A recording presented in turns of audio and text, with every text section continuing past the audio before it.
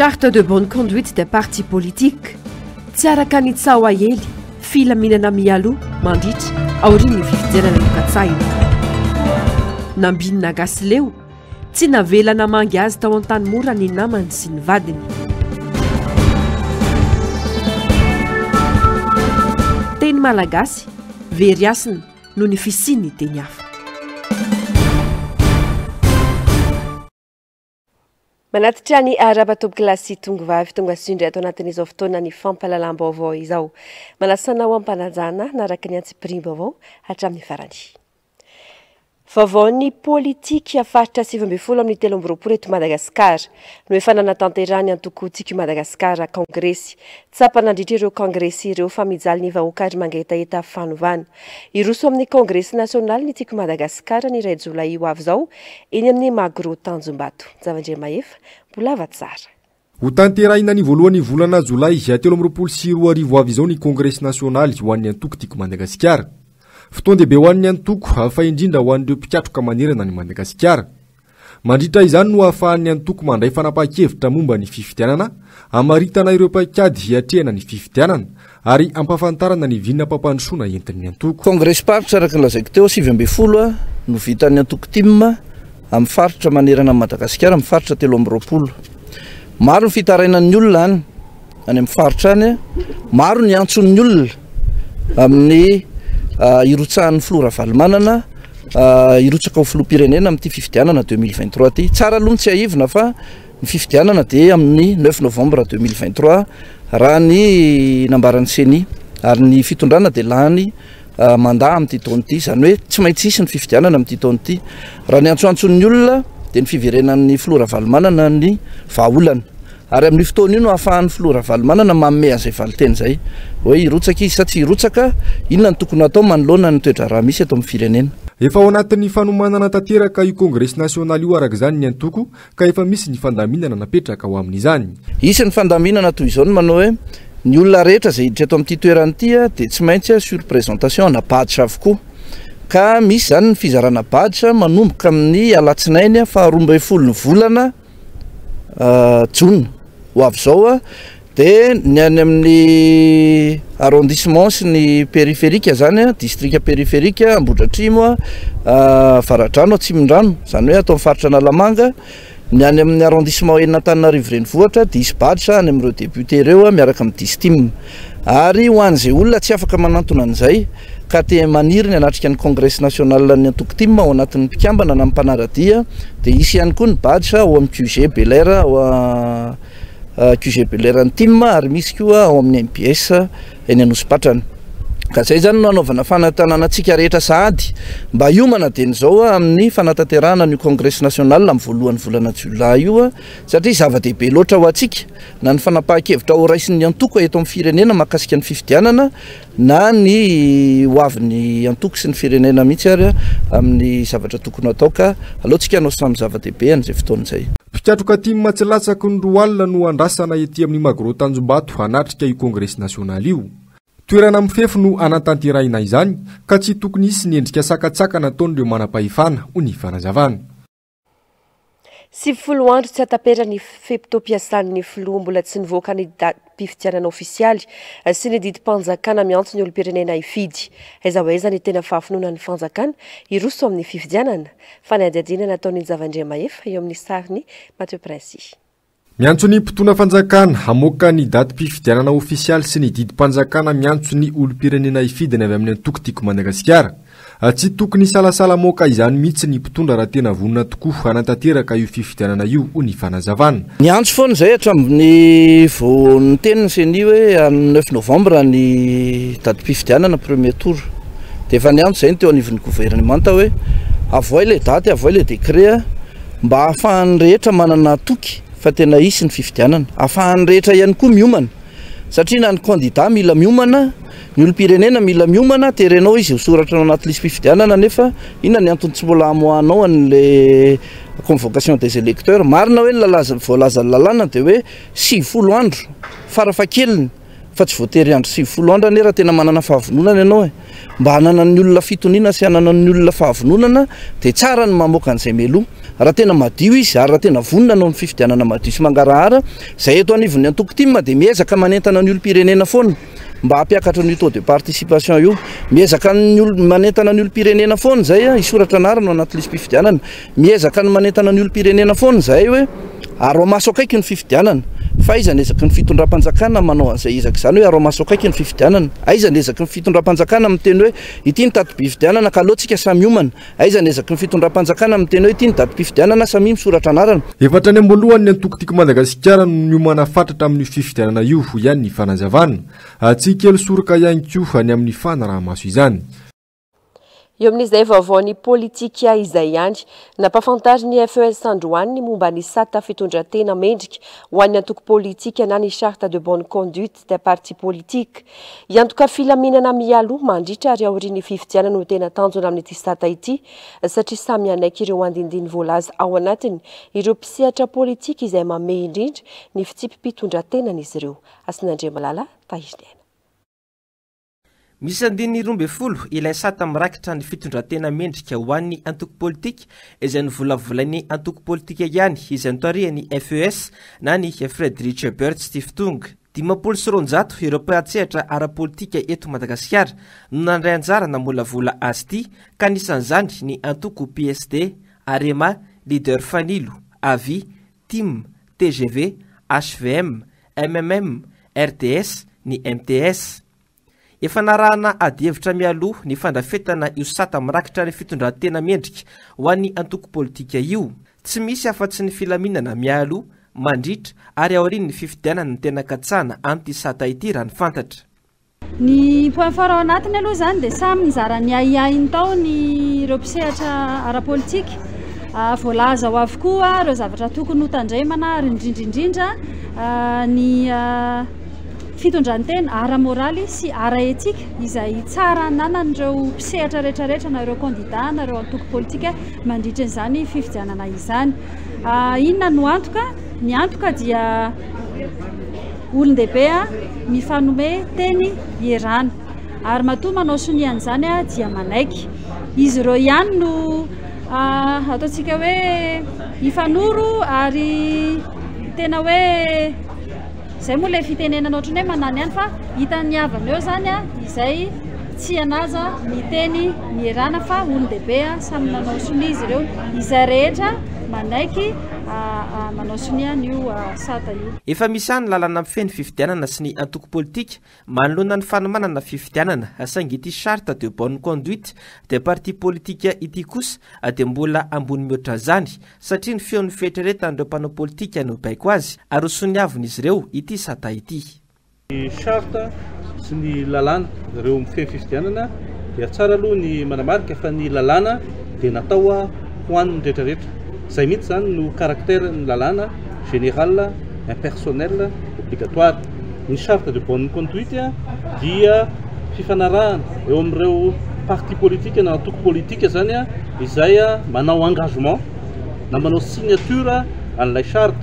Dia le charte zany miatra ho an'ireo mpanao politika izay nanao engagement zany signé le charte rehefa tonga fotoana izay signé azy fa tsy ho an'ny rehetrarehetra. Engagement moral izy io mipetraka foana manko izay fanontaniana izay hoe inona ny antoka zany ahafahana mampiatra an'io charte de bonne conduite io. Izy hoe engagement moral io. Ny engagement moral dia araka fanazavana namako teo mbola ambony lalàna izany. Ilay ataontsika hoe fanekena ny teny nomena sy ny andraikitra noraisina dia mbola ambony no lalàna noho ny lalàna izay zavatra izay.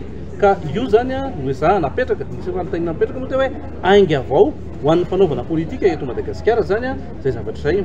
Ny mpanao politika nge raha ny lehibe ny antoko ny mpitantana ny antoko zany no mandray an'izay fanapahakevitra zay hoe anaraka ny charte de bonne conduite io zany a lay antoko politika dia hitondra ainga avao ary ametraka indray lay fifampitokisana eo amin'ny vahoaka sy ny mpitondra eo amin'ny mpanao politika sy ny vahoaka satria hitatsika tsara fa miamidina hatrany ny fandraisana anjara ny vahoaka eo amin'ny lafiny fifidianana izany ka ny fametrahantsika io dia heverinay fa hapetraka indray a lay a fifampitokisana eo amin'ny vahoaka sy ny mpitondra ny vahoaka sy ny mpanao politika.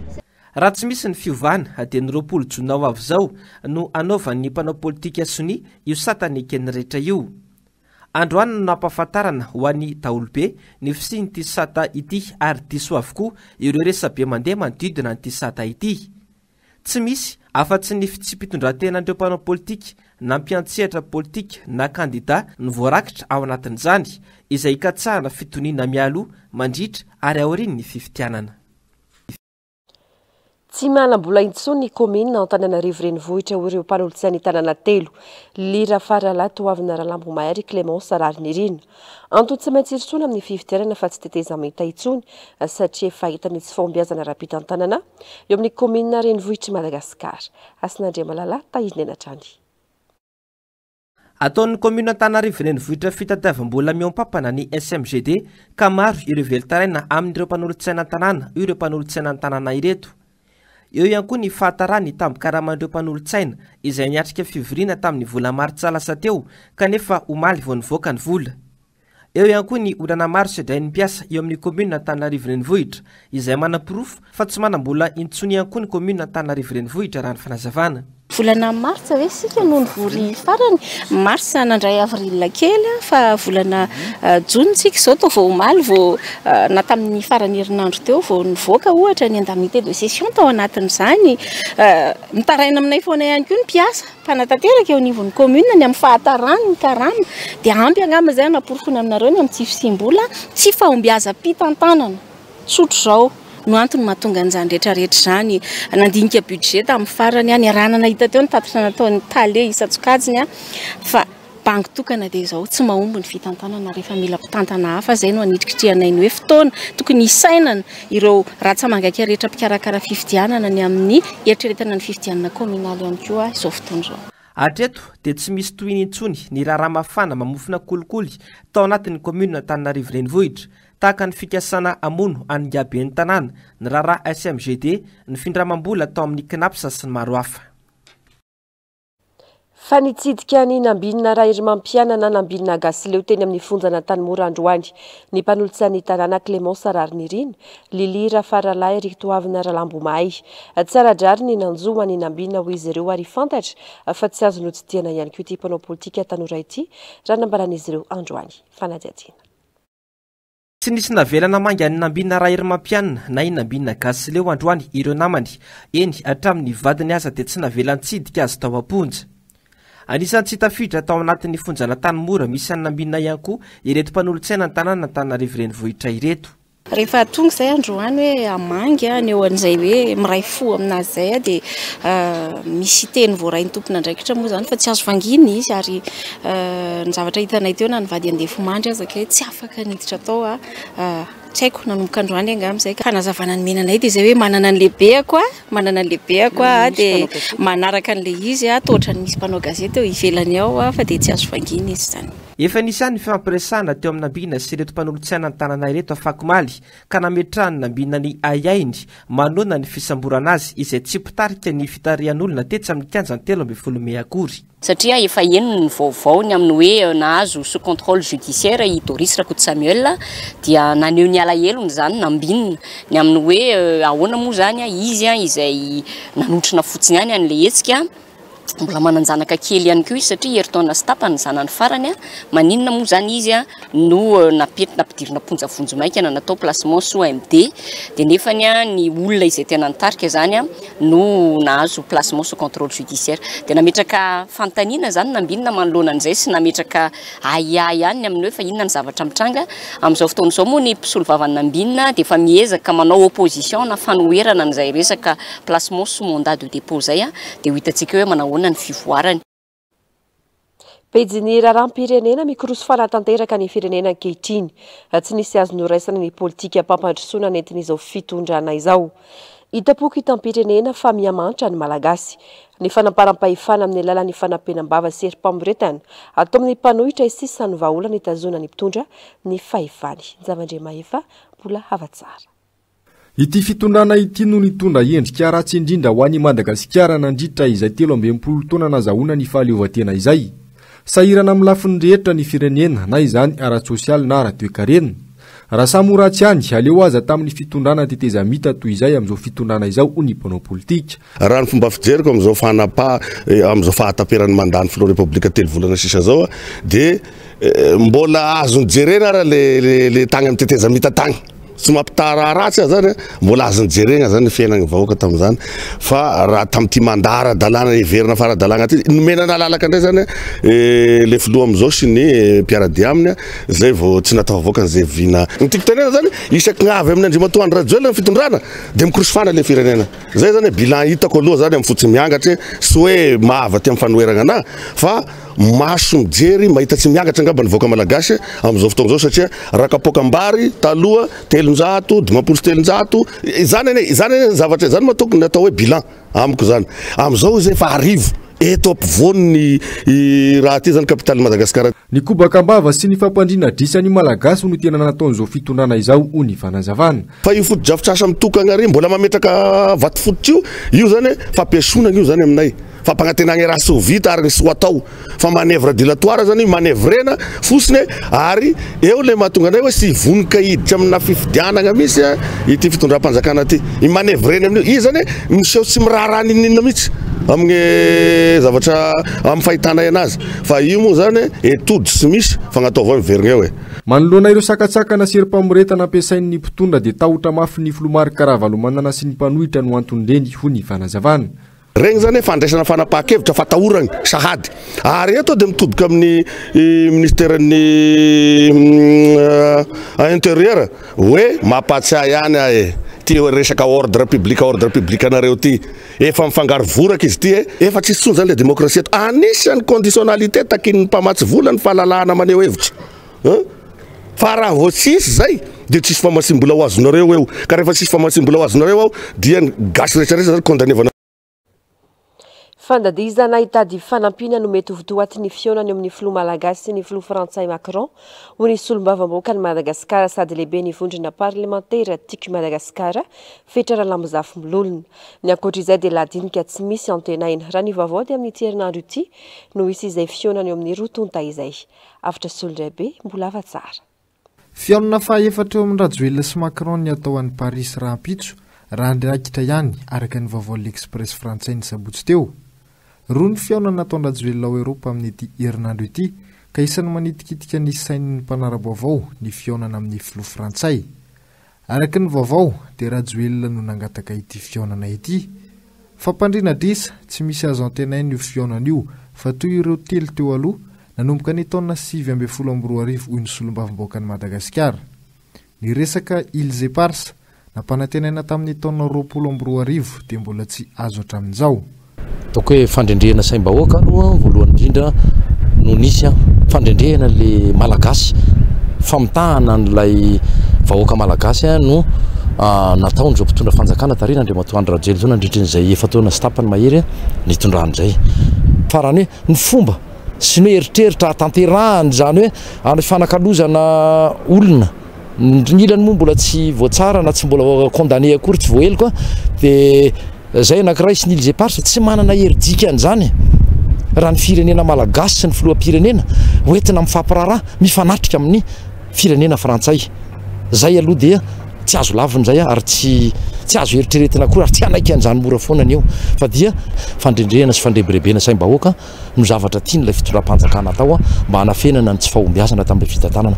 Hitataratra fa anaty fahasahiranana ny governemanta malagasy ka tsy maro toerana amin'ny fifanakalozana toy izao. Fitadiavana fanampiana no mety hifantohan'ny fionana raha ny zava-misy no jerena. Irana ny fitondram-panjakana ny amin'ny resaka fampandehanan-draharaha no ny tsy fisian'ny teti-bola, tsy fisian'ny vola eo am-pelantanana. Dia andadilady indray asa mety akasika ny fifidianana ve, mety makasika ny teti-bola amin'ny ankapobeny ve, zany hoe no fampandehanan-draharaha amin'ny ankapobeny za mino fa tsy misy afa-tsy izay no ataon'ny filoham-pirenena any. tsy misy afa-tsy ny andeha angataka. Fa ankoatra io fiaonana io dia isy ihany koa ny fiaonana amin'ireo firenena marefo amin'ny fiovaovan'ny toetriny andro, indrindra ny firenena afrikanina izay ho tanterahina amin'ny herinandro mamarana ity volana jona ity.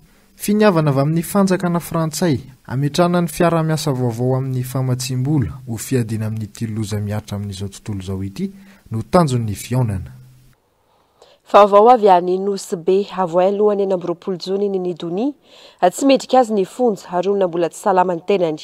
Io no antso nataon'ny RMDM ao Nosy Be androany manoloana ny famerenana ny Nidonia any am-ponjaka nefa mbola tokony hanaraka fitsaboana eny amin'ny hopitaly. Fanadihadiana eo amin'ny sary sy rindran-tsary mbola hafa-tsara. Naverina ny amponja avy hatrany iny Nidonia taorian'ny fitsidihana nataon'ny solomam-bahoaka sy teny arandriana solony aiko azy tany amin'ny hopitaly ny alahady lasa teo nandritra ny fankalazana ny fetin'ireny. Mbola ao anatin'ny tsy fahasalamana nefa iny Nidonia ankehitriny ho ny mpitarika ny rodiben'ny mpanohitra ny Nosy Be ka takina ny amoahana azy any amponja. Satria tsy mendriky avanay, tsy mendriky iny Nidonia anipody amin'ny tany nanapody amin'izao. Magnamiana roa zahay fandiniana ary fieritreretana anao mpitondra fanjakana amin'ny tanàna ty na any Antananarivo. Anapody eritretry, anapody fisaignana fa ny Nidonia tokony adoso ampahatsorana amin'ny toerana misy izany. Satria ho avy ny fetim-pirenena, ho avy fety 26 miangavy anareo zahay indrindra ny tegna commission pont filohan'ny RMDM eto amin'ny district Nosy Be zay miaradia amin'ny président Mariky Ravalomanana dia magnano antsoavo amintsika mpitonga amin'ny tanàna eto mba hitodiky akaiky manoloana zavatra zegny. Fa malahelo vaoka Nosy Be jiaby mahita izy ary naveriny any zegny. Ratsaivana dia no milohan'ny fitsarana igadra mandritra ny 12 volany ny Nidonia noho ny raharaha fandravana tany aniaro fifamaliana tamin'ny mpitandro filaminana sy ny fanaratsiana manam-pahefana. Pejiny sosialy iray volany ankizy, azony ankizy ny manana soram-piankonana na ny kopy mila ampitomboana ny fanentanana sy fampahafantarana eny amin'ny fiarahamonina ny tokony anaovana kopy ny zazateraka ny fanehoan-kevitry ny olom-pirenena. Matetika variana na sahirana amin'ny fitadiavana ny ray aman-dreny ka zary adinodino ny fanaovan'izany ka rehefa miantoka ny fiainan'ilay zaza amin'ny hoaviny. Azo fototra iray tokony hananany zaza araka ny lalàna nefa ny fananana kopy sy ny nationalité. Afitra Sondrabe sy mbola hafa-tsara ny mitatitra izay vaovao izay. Anisan'ny taratasy hahafantarana ny maha olona ny fananana kopy pahaterahana. Manana olana goavana amin'ny fampisitran'ny zanany fisika eto Madagasikara. Ny taona 2020, 20% zaza latsaky ny 5 taona dia tsy manana kopy nahaterahana eto Madagasikara. Tsy ho an'ny any ambanivohitra izay heverina fa lavitra ireo biraom-panjakana ihany fa na andrenivohitra aza. Antony maro ny mahatonga izany ho ireo olom-pirenena nanontaniana. Ohatra ilay ray aman-dreny zany tsy dia miasa saina amin'ilay raha kopy an'ilay ankizy fotony hoe varimbarina fotsiny. Fahasahirana ray aman-dreny mety hoe lavitoerana ohatra ny any ambanivohitra mandeha tongotra maromaro na andro tsena vao afaka mamonjy ny broncommune dia koa le amin'ilay fitadiavana. Nampatana aman-dreny dia lasa délaissé le zavatra. Tsy fafana satria rehefa sahina dia mandeha dia tsy vahina mitady vola sy mamelona azy dia ohatr'izay. Betsaka koa ny olona tena tsy mahasamiditra biro-panjakana. Dia faharoa tsy manana voly satria misy sarany ihany manao an'ireny kopy ireny. Tsy fandraisan'ny ray aman-dreny miteraka andraikitra no mahatonga an'izay zavatra izay. Dia eo ihany koa tsy ampifanentanana ihany koa ilay any ambanivohitra. Izany hoe tokony misy mpanentana zany mipetraka any manazava an'ilay izy hoe raha voateraka nareo dia manao kopy ho an'ilay zaza satria zoan'ilay zaza lasa very zonga ilay zaza tsy manana ninina mihitsy momba. Very tanteraka ny zon'ny olona tsy manana kopy mila vahaolana matotra mba ahafahana manome zo ho an'ny olona tsirairay mipetraka sy monina eto amin'ny taniny. Anao fanadina-panjakana ilay zaza na anao zavatra ara-panjakana sahirany satria tsy manana. Rehefa feno 12 taona izy dia tsy maintsy mila kopy anaovana karapanondro. Ka raha tsy manana kopy izy dia tsy olom-pirenena. Azo lazaina hoe tsy olom-pirenena satria tsy afaka verzo izy, tsy afaka mifidy, tsy afaka manokatra compte amin'ny banky, tsy afaka manao izay ilaina ny kopy rehetra sy ny karapanondro. Solution zany dia tsotra kely hoe mila fanentanana zany. Asa tsy fantatra hoe ministeran'izy zany tokony ianao an'izay fanentanana izay. Ao ihany koa ny olom-boafidy rehetrarehetra any amin'ilay faritra. Ireny zany no tokony tompona andraikitra voalohany indrindra. lasa le sotoavina mihitsy nengeny simby atao Madagasikara. Misy ny fikambanana tsy miankina amin'ny fanjakana na ny ONG sy hetsika maro hafa no entina nomezana kopia ny zaza malagasy. Mbola maro ireo tsy misitraka izany na efa misy azy izay ezaka izay. Ratsahivina vita soniny taona 7 sy 4 arivo ny fanekeny Madagasikara ny ampiarana ny zon'ny ankizy eto amintsika.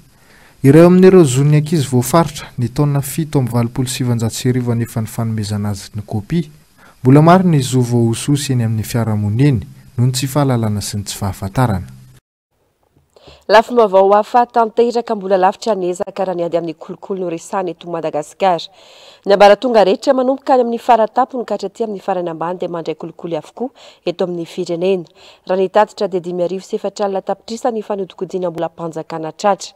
Tapabolana izay no nahavitana ireo mpitsara enina ny fianianany. Mpitsara isana ny sampanasa miady amin'ny kolokolo eto Antananarivo na ny PAK. Mialoha ny tena andraisan'izy ireo ny asa dia manaraka fiofanan'izy ireo nanomboka androany hatramin'ny alakamisy ho avy izao ravirazafy-maina Mathieu Princy. Ny sehatra ny fitsarana, ny zandary, ny fitsaboana sy ireo sehatra asa maro hafa tsy voatanisa na miankina na tsy miankina amin'ny fanjakana dia lazon'ny kolokolo avokoa. Mbola tena lavitra ny ezaka raha ny zavatra hita sy tsapa dia miamrongatra ny kolokolo eto Madagasikara ka isan'ny antony tsy mampirisika ireo mpampiasa vola vahiny hiasa eto amintsika izany. Betsaka ny asa sy ezaka tokony atao araka izany amingorana ity fahalovana ity. Ny 12 mela teo no nanao fianianana teny impact teny amin'ny 17 hektara izy enina amin'ny rahavavy magistrat de premier degré hiasa eo anivon'ny sampanasa miady amin'ny kolokolo na ny PAK. Tsy maintsy misy fiofanana nefa izy ireo mialoha ny andraisana ny asany avy. Izao atrikasa rahana fampiofanana izao dia ny fanolorany ao amin'ny système anticorruption tanana ka androany dia efa manatrika eto manomboka miaraka amin'ny CSI efa eto koa ny DGNRS izay hitondra ny fampiofanana rapitra ary hofaranana amin'ny fampiofanana izay ho ataony eo amin'ny samifina izany. Izao fotoana izao koa moa izany no ampisehoana fa vonona ary miara-miasa ny ao amin'ny système anticorruption ary tena mahomby hiaraka ahomby amin'izany ady amin'ny kolokolo izany. Manana lalana manokana amin'ny fiazy ity sampandrara miady amin'ny kolokolo ity, izany ihany koa dia mila fehezina ary ampiarina. Ankoatran'ny lalana mifehan'ny PAK izany dia misy ilay atao hoe chambre de saisie confiscation. Izany chambre de saisie confiscation izany dia tsy misy any amin'ny fitsarana droit commun fa atao amin'ny PAK any misy azy. Ary ny blanchiment de capitaux sy ny financement de terrorisme dia tafiditra ao anatin'ilay fahefana manokana mihitsy ho an'ny PAK. Ka izany no ilaina ilay renforcement de capacité toy izao amin'ny fotoana andraisana ny asa. Ny amin'izay chambre de saisie confiscation izay dia tena tsy afaka hisaraka amin'izay mihitsy izahay sy ny ao amin'ny RAI. Atsivina fa miditra amin'ny 15 taona nijoroany ny PAK eto Antananarivo. Manana olana tsy fampiny foto-drafitrasa izy ireo ankoatra ny tsindry mahazo.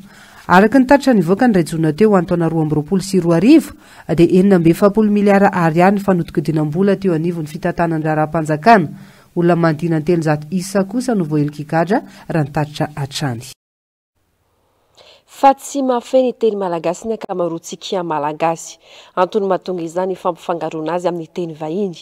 Maro amin'ny malagasy nefa no mbola mampiasa ny teny malagasy araka ny tokony ho izy ho ny filohan'ny akademia malagasy. Miaina ny teny noho izany dia tsy mijana ny fikaroana sy ny fanontany ireo rakibolana mba hoeny ambava ny malagasy ny teniny. Afitra Solondrabe mbola hava-tsara. Manodidina ny 20 isan-jato ny malagasy no manaritsikelikely ny fitsipika amin'ny feny teny malagasy. Miavera eny ambavan'ny akamaroan'ny malagasy ny fifezana tanteraka azy io. Hitantaratra izany eny anivon'ny fiarahamonina, indrindra ho an'ireo renivohim-paritany, toa ny Nosbe, Antsiranana, Toamasina, Antananarivo sy ny maro hafa. Antony iray mahatonga izany ny fidiran'ny teny vahiny maro. Voasarika le ino izy media efa avy any ivelany loatra. Ohatra hoe Facebook, teny gasy amin'ny Facebook lasa teny tsy mandeha amin'izay lohan'ny intsony anaovana an'ilay communication. Dia iny mapotika an'ilay teny gasy. Le fehan'ilay colonisation taloha mbola zany hoe mbola midomina ny teny frantsay eto Madagasikara. Ny communication rehetrarehetra administrative dia raha atao amin'ny teny frantsay daholo. Miresaka taratasy hoe voazana antsika dia efa lasa teny frantsay be da be. hitasorotra ny fitotongana ny fifehezan'ny malagasy ny teny ny taorian'ny fanajanonana ny fanagasiana hoy ny fanazavana ezaka tamin'izany moa tamin'ny fanagasiana fa nyrotoroto tamin'iny dia tsy tafarana intsony ary ankehitriny dia ohatrany manana lanja kokoa ny ohatrany hoe teny frantsay zany natao nefa vitsy anisa enisanjato eny angeny tena mahay teny frantsay eto amintsika ny olana fotsiny ankehitriny dia tsy fanomezantsika lanja ny tenytsika indrindra ny mpanapa-kevitra ny fahefana mahefa teo aza tamin'le resaka le hoe ny raharam-panjakana teo dia nanantitrantitra teo fa be dia be ny manam-pahefana no miteny amin'ny vahoaka amin'ny teny fangaro ary ndraindray raha tsy fantatry ny vahoaka kory ny zay teneny satria miteny frantsay fangaro zany misy moa zany hoe vary amin'anana na vary amin'akotry fa nefa azo tenenina tsara mihitsy ny teny magnahy ary tsy maintsy manao ezaka tsika zay nge no fanaovantsika an'izy io tenenina zany fa tsy maintsy manao ezaka tsika satria vokatr'ilay fanerasana arak'ilay teninao teo dia manjary mifangaro le teny lasa raikitra raikitapisaka le izy fa nefa kosa na izany dia mariako kely fa any ambany vohatra rehetrarehetra any dia tsy mampifangaro teny zany isoran'Andriamanitra amin'izay satria farafaratsy ny valopolo isanjaton'ny malagasy dia miteny amin'ny teny malagasy ao amin'ny fiainany sy amin'ny seraserany andavanandro. Mandritra ity volana jona ity ny fankalazana ny iray volan'ny teny malagasy andro iray ny nankalazana izany tany aloha ankehitriny dia maro ny hetsika karakarainy izay nisokafana tetsy amin'ny akademia malagasy ny voalohan'ny volana jona teo loha hevitra ny arahany nijery tamin'izany ny mikasika ny raharam-panjakana tanterana amin'ny fiteny malagasy avokoa ny fiaonana rehetra ao amin'ny akademia malagasy akoatra ireo seho marobe anaty fandaram-potoana ihany koa hetsika iray andrisihana ireo fiany 12 taona ihany koa ny fandraisana anjara amin'ny sorakanto mikatsaka ny loha hevitra hoe teny velona sy manana ny asiny teny malagasy tsara ho fantatra ihany koa fa amin'ireo teny 7 misy eran-tany dia eo milarana 712 ny teny malagasy efa voasokajy akademia afrikanina fa teny mampita sistany ny teny malagasy ary teny iray matanjaka indrina amin'ireo teny 12 aty Afrika atsinanana efa naliny ny teny voarakitra anatin'ny rakabolana malagasy ary isika sy Burundi ihany no manana teny tokana aty amin'ny faritany Afrika. Singia iray lehibe amin'ny fiara-miasa eo amin'ny Madagasikara sy Etazonia ny fiofanana ara-miaramila. Endrika iray sehon'ireo fiofanana ara-miaramila maro omeny Etazonia ny fandraisan'ireo mpianatra malagasy eny anivon'ireo akademia miaramila Amerikanina ka mpiofanan'ireo andihana mpitarika miaramila ho avy ho an'i Madagasikara. Anisan'ireo université sarotra idirana indrindra ny Etazonia ireo akademia miaramila Amerikanina. Manolotra fampianarana sy fampiofanana fahaiza-mitarika avolenta ireo akademia ireo. Ny mari-pahaizana Bachelor of Science ireo mpianatra ary voatendry ho manam-boninahitra eo anivon'ny tafika Amerikanina. Anainga amin'ity volana ity ary ireo tanora malagasy roa voafantana ao amin'ny United Coast Guard Academy Irania Andrianjafy Mahery ary ao amin'ny United Naval Academy kosa Ezekiel Antonio Franqui velotahiriny irina iverina hiasa eto Madagasikara izy ireo aorian'ny fahavitany fianarany amin'ny taona 17 Farandry eo amin'ny maresaka avy any ivelany any Frantsa ampanao fihetsiketsehana efatretsy hatramin'ny eninety no nandraisana iray ina amin'ny tsy fankatoavana ny fanavaozana ny lalàna mifeny fisotrondronono ao Frantsa andro faefatra amby folo nitokonan'ireo sindika izay mbola manentana manantena ny gouvernemanta Macron hiemotra amin'ny fanapakeviny ity androany ity. Ravorafy Maina, Mathieu Prince. Ny alateo no nivoaka tao anaty gazety mpanjakana antidim-panjakana miisa roa makasika ny fisotrondronono amin'ny fetrataona omeny ireo mpiasa hatramin'ny 420 taona. Mbola hisy ireo ivoaka anaty gazety mpanjakana hatramin'ny 2 septambra izao. Roa andro mialohan'ny fivorineo parlementaire andany tolo-dalàna makasika ny fetrataona farany iasana nefa dia mikonkona hetsika ireo syndicaliste sy mpiasa ao Frantsa. Tanjon'izy ireo ny andresy lahatra ireo parlementaire ireo tsy andany tolo-dalàna. Atsoto tamin'ny voalohan'ny volana Mey sy ny fitokonana nefa fa ny avitsy ireo nanaraka ny hetsika ho an'ny androany. Araka ny atotanisana avoaka ny FOP, ny 720 isanjaton'ireo Frantsay no nanamafy ny fihetsiketsehana, saingy tsy rehetra nefa no hanao izany. Ho an'ny Paris, izay tena nisina fihetsiketsehana goavana dia polisy sy zandary 4,000 no hiasa ary manodinina ny 1,000 saraiala isa manerana ny Frantsa. Niparitaka tamin'ireo toerana 50 izy fihetsiketsehana toy ny tany Lyon, Marseille, Bordeaux, Rennes sy toerana hafa. tapitra ny fampalalam-baovao mankasitraka fenanao nanaraka izany hatramin'ny farany toy ny mahazatra ny fandarana ahoana marina sy Global News no rainao vetrandry aorian'izao fampalalam-baovao izao Very Bad Cops izay kosa no lohateny horonantsary voarainao eto amin'ny fahitalavitry ny NBS amin'ity alina iteny sampana fampalalam-baovao tomboky lasy eto vavy mametraka ny veloma mandrapitafa ao amin'ny rampitso indray.